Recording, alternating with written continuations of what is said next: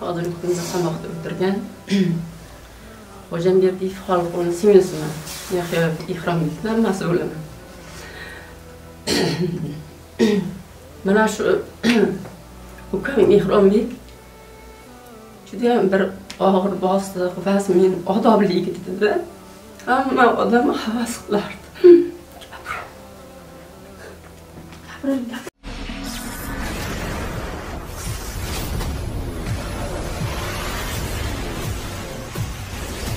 Jizzax viloyatining Zomin tumanini larzaga solgan qotillik, ya'ni xalq tilida gapirganda samasud.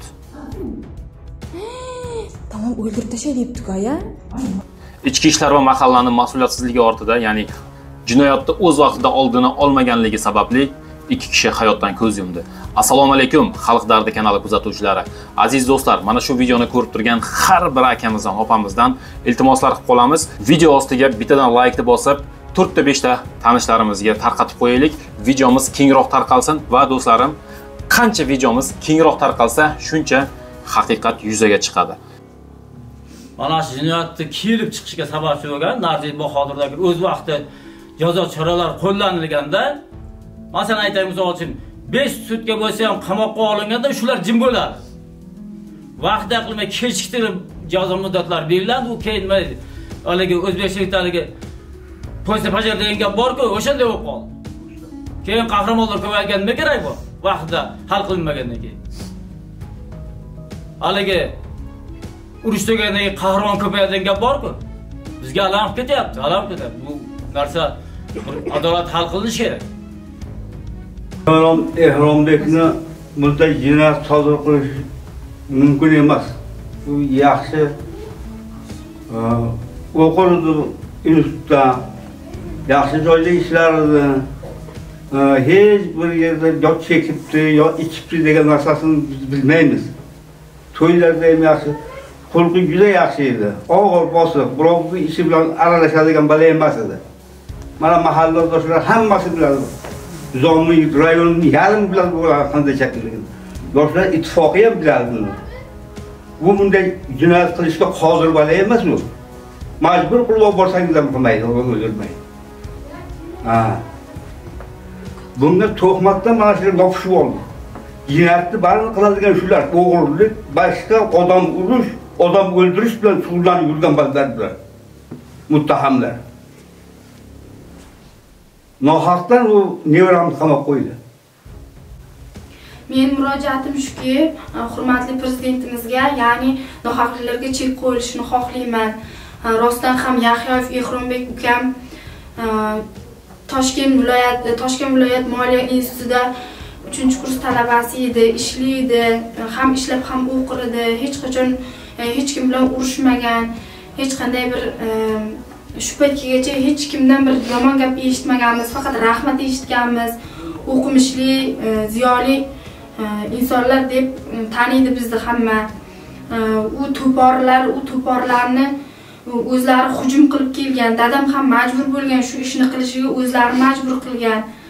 Har doim aytamanki, haqiqat qaror topishini xohlayman. Saida Mirzayeva bizni ayollarni ko'chada qolganligimizni va sha'nimizni himoya qilgan dadamni yengillashtirishni jazosini so'rayman.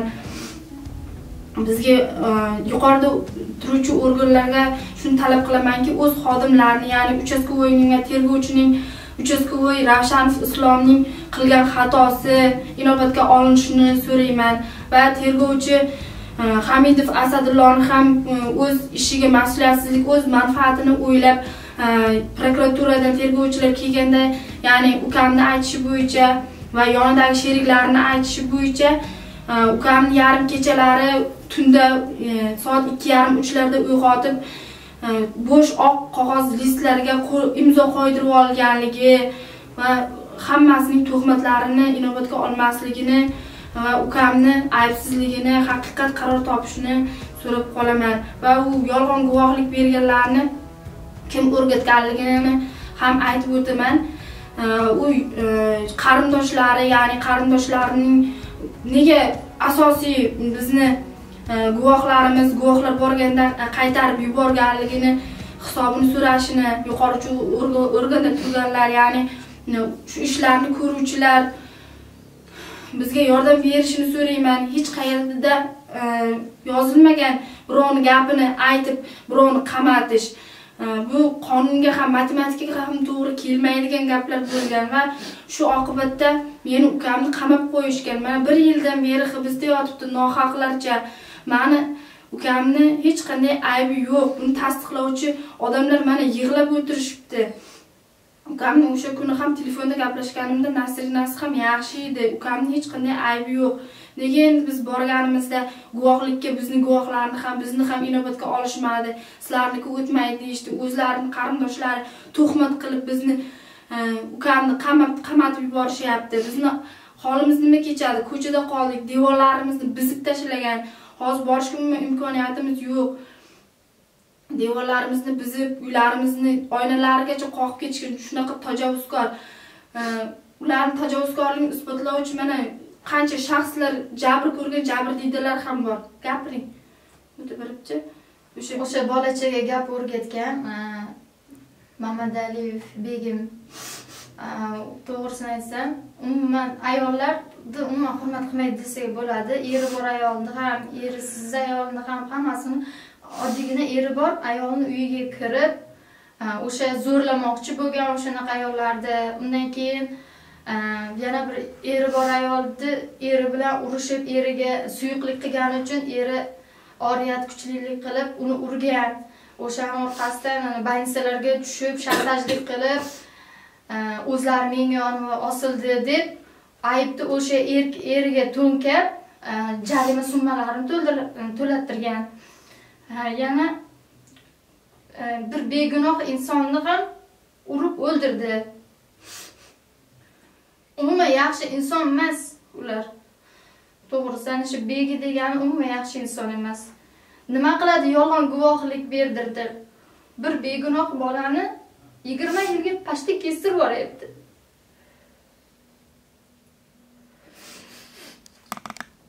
Aziz do'stlar, qisqacha tushuntirib beraman.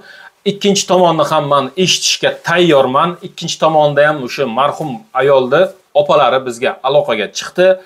Opaga aytdim, sizlarda ham qanaqa haqiqat bo'lsa bemalol tashlab berishinglar mumkin, men chiqarishga tayyorman deb. U opa bizga faqat televideniya kelib ozgina shoda reportaj olib ketganini tashlab berdi va yaqinda bir jinoyat izidan ko'rsatuvi bor, o'sha ko'rsatuvdan chiqishini aytdi va bir bolachani guvohlik berganini videosini tashlab berdi. 2024-yil qo'shnilar o'rtasida kelishmovchilik yuzaga keladi. Ya'ni bir qo'shni ikkinchi qo'shnisiga bostirib keladi. Molxonangni ko'rsat, meni mollarim sanikida deb janjal ko'tarishadi. Janjalda ikki tomon ham endi janjallashadi. Bostirib kelgan tomon ketmon bilan o'sha bir qo'shnisi ayolni urib boshini chopib tashlaydi va qo'llarini sindirib tashlaydi. Bu ayolni albatta tez yordamga olib boriladi. Tez yordamda bilasizlar, jarohat bilan kelganda birdan uchastkovoy kelib, o'sha yerda o'zida ish ochish kerak. Nimagadir uchastkovoy kelmaydi, ariza yoziladi, ish ochilmaydi, hech qanaqa chora ko'rilmaydi. Uni ustiga shu ketmon bilan yorib tashlagan tomon bularda bozorda, ko'chada, yoqda, bu yoqda ko'rib qolganda ustidan kulaveradi. Qo'lingdan hech narsa kelmadi-ku deb. Shunaqa narsa bo'lavergandan keyin bu aka, ya'ni boyagi ikki kishini o'ldirib qo'ygan aka qanaqadir bir sherigi bilan ichib o'tirgan bo'ladi. Bular yana kelib uyini oldidan pastidan o'tib ketaverib, yana qanaqadir janjallar qilishadi. Mashinada to'xtab, o'sha yerda qanaqadir janjallar yuzaga keladi. Bu aka darvozaxonasiga borib, darvozani yonida turgan bir temirni olib kelib, ikkalasini ham urib o'ldiradi o'sha yerda. O'ldirib, mashinasini yoqadimi, nimadir bo'ladi, shunaqa bo'ladi. Endi murojaatchilarning aytishi bo'yicha men bu narsani o'z ko'zim bilan ko'rmaganman. Ikkinchi tomon sizlarning ham haqiqatlaring bo'lsa, bemalol meni qayerdan topishni bilasizlar. Bemalol sizlarni ham eshitishga tayyorman. Va o'sha yerda ikkita insonni hayotiga nuqta qo'yib qo'yadi. O'g'li esa, o'g'li 3-kurs talabasi, ya'ni institutda o'qiydi va zapravkada ishlaydi, smenada. Smenadan charchab kelgan bo'ladi va uyda uxlab yotgan bo'ladi. baqir-chaqir boyagi mashinalarning signalizatsiyasi bir nimalarini eshitib, o'g'li ham turib, pastga yugurib tushgan bo'ladi. Yugurib tushgan paytda o'sha dadasi ikkalasini ham o'ldirib bo'lgan bo'ladi. Hozirda bu mana shu yugurib kelgan o'g'lini dadasiga sherik sifatida ayblov qo'yib 19 yilga ozodlikdan mahrum qilingan. Mana shu chiqarilgan hukmdan, tergovdan, ichki ishlardan xalq juda ham norozi. Qadrdonlar, videomiz yuqori turuvchi mansabdorlarga va ichki ishlarga va ichki ishlar vazirligigacha borishiga o'z hissamizni qo'shamiz. Kimdir qanaqadir joyda tushunmovchilik yoki kamchiliklar bo'lsa, oldindan uzr so'rayman do'stlarim, chunki bu videoni o'zlari menga olib tashab berishgan. Men videoni qo'limdan kelgancha sizlarga chiroyli chiqishini uchun deb montaj qilib yuklab beryapman. Befarq bo'lmaymiz do'stlarim, hozirda bu 4 ta qiz ko'chada qolgan. Uylariga borishga qo'rqishyapti, uylarini, devorlarini yiqitib tashagan, derazalarini sindirib tashagan. Endi uni kim qilgan, Allohu alam. Bu yog'i bizga qorong'i. Buni faqat endi ichki ishlar agar ish ochib, izlab qidirib, tam ekspertiza bir nimalar qilsa, albatta topiladi hammasi. Sudlanuvchi tomondagi mana qarindoshlari yig'ilib hammasi hozir ichki ishlardan norozi. Tergovdan norozi, chiqarilgan hukmdan va uchastkovoylardan norozi. Uchastkovoy o'z vaqtida, ya'ni o'sha paytda birinchi janjal bo'lganida kallasi yorib tashaganda, o'sha yerda o'zida chora ko'rganda ikkita inson hozirgacha tirik bo'lardi balkim. Va ikkitasi hozirda qamoqda o'tirmagan bo'lardi. Albatta ichki ishlar tizimida ham vijdonan xalq uchun xizmat qilaman degan insonlar bor. Bu narsaga o'zim guvohi bo'lganman, chunki o'tgan yili bilasizlar, bizning kanalimizda oldindan kuzatib kelgan muxlislarimiz, obunachilarimiz bilishadi. O'tgan yili menga qarshi ham juda nohaqliklar bo'lgandi, ya'ni televideniya tomonidan, tok-shou tomonidan, ya'ni meni qamaldaga chiqarishgandi, firibgarga chiqarishgandi, yana bir nimalar qilib tashlashgandi. Allohga ming qalla shukr. Sizlarni qo'llab-quvvatlab turishinglar bilan videomizni kengroq tarqatganlaringiz sababli haqiqat yuzaga chiqdi o'tgan. Mana o'shandan beri tok-shou yopildi. Tok-shou degan narsa yo'q. Tok-shou agar yana bir chiqadigan bo'lsa, tok-shouda yaxshigina o'zi biladi. Menda yaxshigina ma'lumotlari bor. U ma'lumotlari keyin yaxshigina hamma yoqqa tarqaydi. Butun xalq norozi tok-shou degan ko'rsatuvdan. Chiqarib olib sodda xalqimiz ustidan mana bunaqa baqay tog'a bir nimalar deb kulib ustidan reglament qilib faqat soqqani qilishni biladi. Ular xalq manfaatini bir gram ham o'ylamaydi. Ana shunga aziz do'stlarim, qo'limizdan kelgancha videoni kengroq tarqatamiz, tanish bilishlarimizga. O'zingiz bilasiz kimga tashlashdi videoni. Va videoni ko'ramiz, fikr mulohazalarni kommentariyaga yozib qoldiramiz. Yani, aziz do'stlar, men yana bitta narsani aytib o'tay. Kommentariyaga ham har qanday haqorat yoki tuhmatlar uchun ham ayblovlar bor. Ikkinchi tomon faqat kommentariyaga yozib, kommentariyada ozroq tortishuvlar, bir-birlariga ayblovlar, tuhmatlar, endi bilmayman nima bo'lgan. Shunaqa narsalar qilishyapti. Hammalaringizda ism, familiyalaringiz turibdi, skrinshotlar qilingan. Ustingizdan arz qilinsa, siz javobgarlikka ham tortilishingiz mumkin. Men xohlamayman hech kimni javobgarlikka tortilishini, qanaqadir jarimalar to'lashini umuman xohlamayman. Shuning uchun do'stlarim, kommentariyada bir-birimizni haqoratlamaymiz va yoziladigan kommentariyaga biz javobgar emasmiz. Videoni ko'ramiz, albatta fikrlarni kommentariyada yozib qoldiramiz. Yahyoyev Ehronbek 8-9 sinfda 60-maktabda tahsil oldi. Ushbu o'quvchini men o'z tarbiyamga oldim, sababi bola juda ham yaxshi, odobi, xulqi, namunali edi.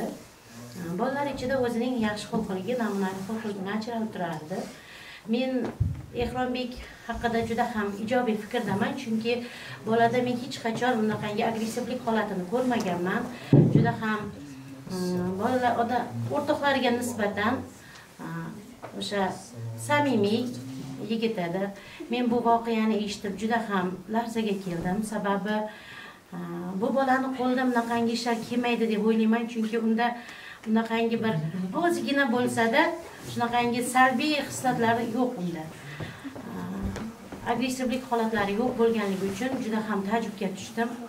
Hurmatli advokatlarimiz, hurmatli huquq o'sha jamoatlardagi ishlayotgan kishilardan iltimos qilaman mana shu yigitimizga qo'yilgan ayblovni qaytadan ko'rib chiqishini. Chunki hozirgi kunda biz aynan yoshlarga juda katta e'tibor qaratilyapti davlatimiz tomonidan. Mana shu bolaning ham o'sha voqea jarayonidagi holatlarni hisobga olib, ota-onasini va yaqin kishilarini fikrlarini inobatga olgan holatda bolani ishini qayta ko'rib chiqishlaringizni so'rayman. Chunki yosh go'dak, hali navqiron yigit kelajagini biz uni asossiz narsalarga paymol bo'lishligiga yo'l qo'ymasligimiz kerak. Chunki jamiyatimiz menimcha adolatli jamiyat deb o'ylayman va pedagog sifatida bu bolani kelajagini o'ylagan holatda qaytadan ishini ko'rib chiqish kerak degan fikrdaman. Chunki bolamiz juda ham har tomonlama, nafaqatgina xulq tomonidan, balki bilimi tomonidan ham o'ta bilimli va aqli raso yigitlardan bo'lganligi uchun men bu fikrni aytyapman. Aybdor qilib.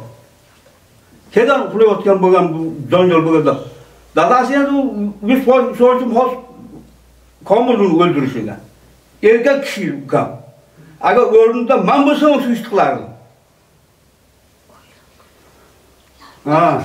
Ve 2022 yılım kelib kelinimni bitta nevaram bo'lgan qiz, maktab o'qituvchisi.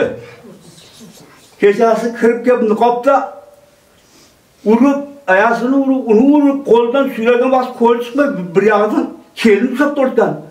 Bu yoqqa u tortgan, qo'lini cho'zib yuborgan. Kelin bilan ikkalasi banizada yotdi. Bunday gaplarni endi erkak odam ko'tarmaydi. Chora ko'rmadi. Bularni qilgan ishini majburlikdan bo'lib qolyapti bu yerda. Noilojdan bo'lib qolyapti. Mana shu 2024-yil 5-may kuni haqiqatan ham shu jinoyat sodir etilgan, keyinchalik sodir etilgan xohlagan uyiga kirib, hovlisida haqiqatan ham kinoyimdi. Urib ketmam bilan shovib boshidan jarohat yetkazilgandi. Narziyev Bahodir tomonidan. Undan keyin bu masala bo'yicha mahalla ham, profilaktika ham bir tegishli chora jazolar qo'llamagan, haqiqatan chora ko'rilmagandagi bularni qilgan shikoyatlari qoniqtirilmagan. Shuning natijasida keyingi voqea, o'sha kundan keyingi 2024-yil 15-maydagi voqea kelib sodir bo'lishiga sababchi bo'ldi. Ya'ni bu yerda shu huquq-tartibotning o'zi shu jinoyatni kelishiga sababchi bo'ldi.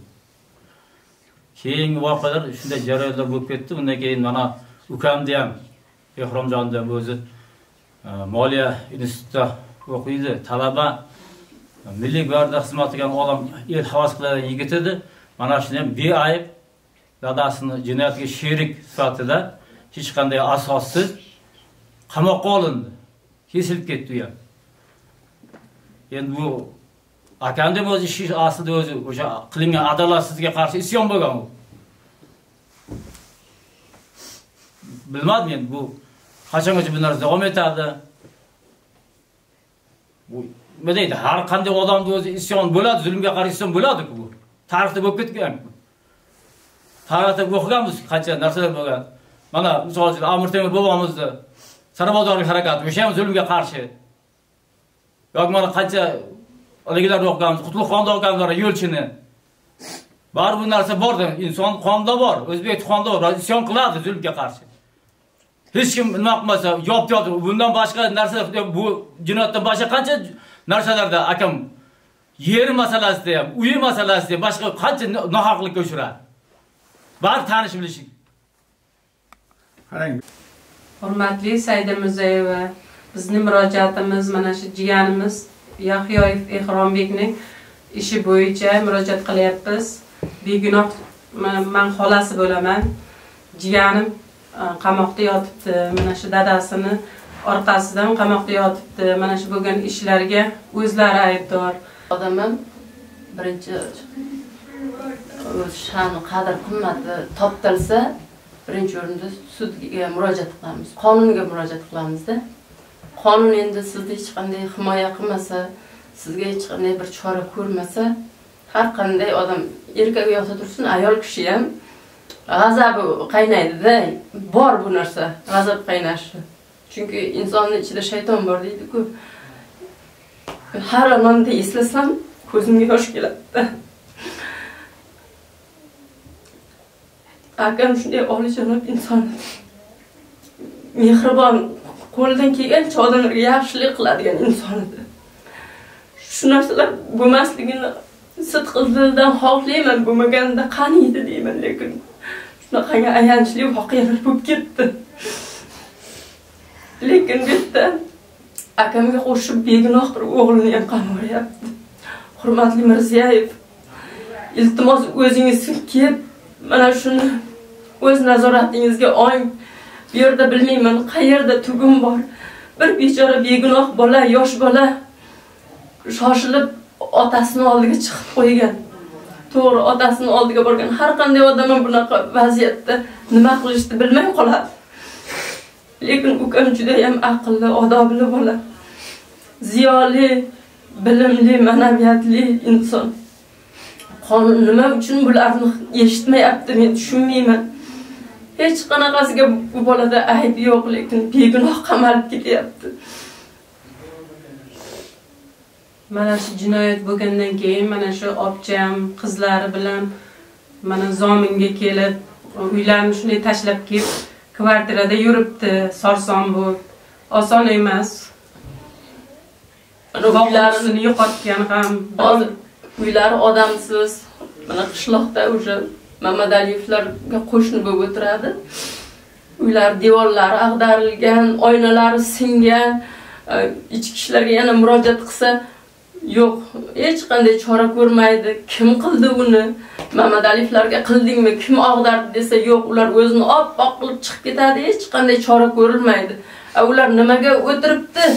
Nima uchun o'tiribdi bir jinoyatni yaxshilab topmasa? U begunohlarni bo'yniga qaytsa aybni qo'yib qamash uchun o'tiribdimi? U kim o'zi ichki ishlar? Qonun bo'yicha ish ko'rishlaringizni so'raymiz. Boshqa nima ham derdik?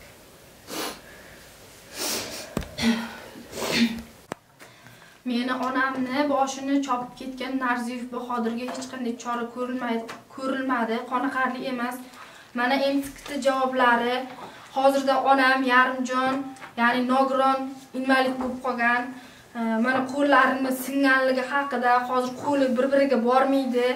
Qo'li nogiron ahvolda, hozir hech qanaqa ish qila olmaydi. Hatto piyolani ham ishlay olmaydigan holatda urgan. Mana boshini MTKT holati, apparatdagi holati, ya'ni sudraga berish oqibatida hozirda har doim siqilganidan mana shu ukamni beayb nohaqlarcha qamab qo'yganligi uchun siqilib, onam har zamonlarda sudraga berib qoladi. Onamni jonini og'ritgan u kimsa Narziyev Bahodirga chora ko'rishingizni so'rayman. Asl tajovuzkorlar, asl dadamni ham majbur qilganlar aslida shular bo'ladi. Nega chora ko'rilmaydi? Haqiqat qayerda? Asl haqiqat qaror topishini xohlaymiz. Meni ukamning hech qanday aybi yo'q. Ukam ma'naviyatli inson. Mana qanchadan qancha tashakkurnomalari, diplomlar olingan ukam xulqi bo'yicha diplomlari bor. Har ko'p juda bunaqangi maqtov yorliqlari, faxriy yorliqlar berilgan. Nima uchun beriladi? Nima uchun ularga berilmagan? Nima uchun bizga berilgan? Ya'ni bizni mana shu ma'naviyatliligimiz, birovga namuna bo'lganligimiz sababli berilgandir mana shular. Meni onamni shu ahvolga keltirgan odam va o'zini ota-onasini yolg'on gaplari bilan bizni uyga jo'natib, asl sababchi, asl aybdorni o'z chorangiz ko'rishlaringizni so'rab qolaman. Yuqorida turuvchi organlarga so'rayman. Sal vijdoniga qarab, vijdonan mana shu tergov jarayonida olgan guvohlardan olgan so'zlariga qarab, bir-biriga solishtirib, tahlil qilib, hukmini o'qisa bo'ladi-ku. Yo'q, unaqasi bo'lmayapti. Begunoh qamalib begunoh qamavyapti. Begunoh qamalib ketyapti hozir bitta bola. armiyaga bordi. Armiyada juda yaxshi huquqi bilan armiyani bitirib keldi. Sertifikatlar olib kelgan huquqi bo'yicha. Sertifikatlar oldi. Insho bo'yicha ham. Olib kelib qo'y o'sha sertifikatlar. Birov urgan ekan, aytib urib qarg'asidir ko'chada katta. Gap kimdir gapirib qoldi, shunday uribdi, shunday qildi. Bunday qilib urib aytdi, mana birov dedi qarg'asidir bo'lsa, qamaladi desam, aytdi, dedi. Bu dedi, begimni o'zi aytgan. Dadam bizga menga aytgan dadam, kimni uradigan o'lasib tasha, jon chiqib ketmasa bir kun o'tirmaysan degan. Qamatmayman degan deb aytdi. O'sha ularga vo'yla berib qo'yganda, bemalol urushyapti. Ana shu sovet bolalarning urushib chiqqaniga o'sha bobosiga ishondilar. Qamattirmaydi. Lekin qamattirmadi haqiqatan. Qamamadi. Nohaqlik bo'ldi-ku. O'zimiz boshimizga tushdi. Ularga shunday yo'l qilib qo'yganda, tanish bilish bor degan ishlarda. Shunday. Ularga qonun ishlamaydi. Ha, deganda qonun shunday ishlab ketyapti-da.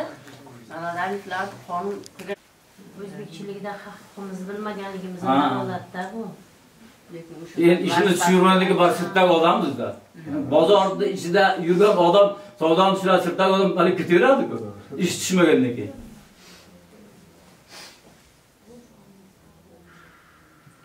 Faqat aksariyat odamlar shunday huquqini bilmaydi-da.